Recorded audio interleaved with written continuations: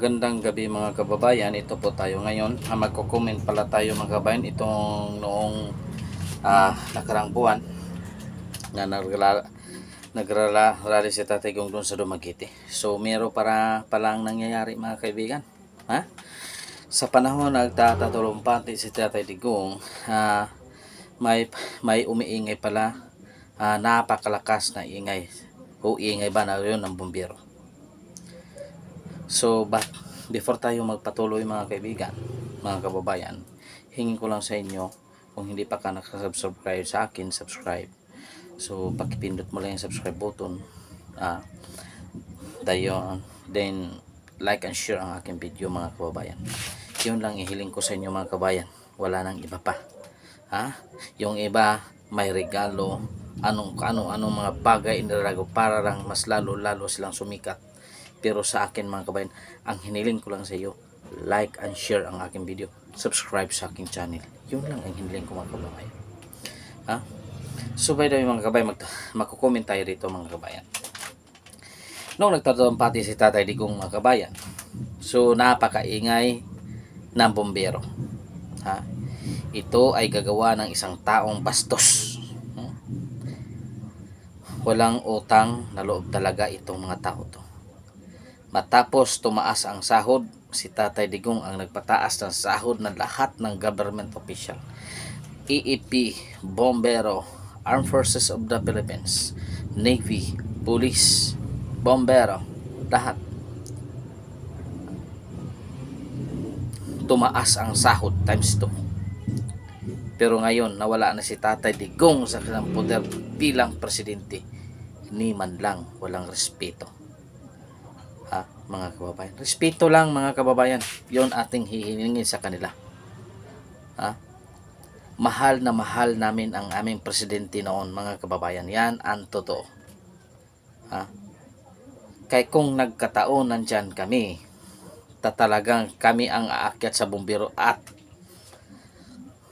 bombahin ko kayo ng water cannon dyan mga kababayan.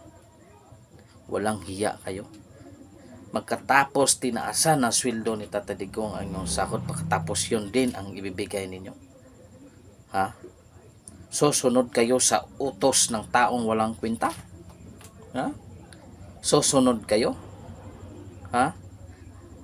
Tingnan mo nga, manalamin ka kung ilan ang sahod na natanggap mo sa panahon si Tatay Digong nandyan hanggang ngayon.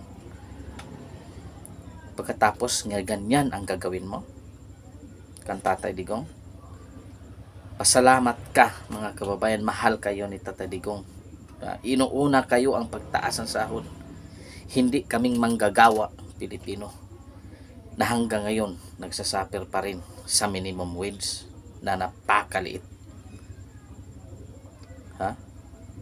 Kulang-kulang ang aming sahod, pero kayo ganun din ang ginagawa ninyo kan Tatay Digong. Walang hiya kayo. Pira-pira lang, mukha kayong pera. Wala kayong utang na loob sa aming presidente. Titingnan natin balang araw, baka kayo rin ang iiyak. Napakatapang ninyo, wala kayong utang na loob. Susunod kayo sa iyong opisyal na mali naman ang ginagawa. Kayo ang mag-implement ng batas, tapos kayo ang lumalabag ng batas. Saan ang respeto ninyo? Puro kay si Tatay kung hindi na presidente, ganun ninyo lang.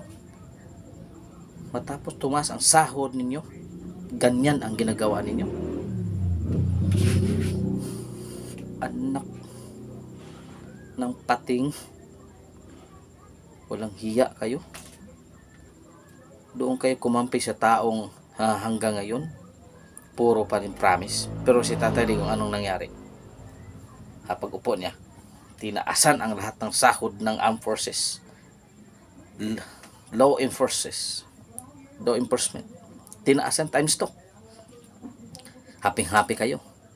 Lahat ng papuri nandiyan kang Tatay Digong. Tapos ngayon, anong nangyari? Ganyan ba kayo kawalang hiya? Ganyan ba kayo kawalang hiya mga nagsasalita ang aming presidente, si Tatay Digong, tapos napakaingay ninyo.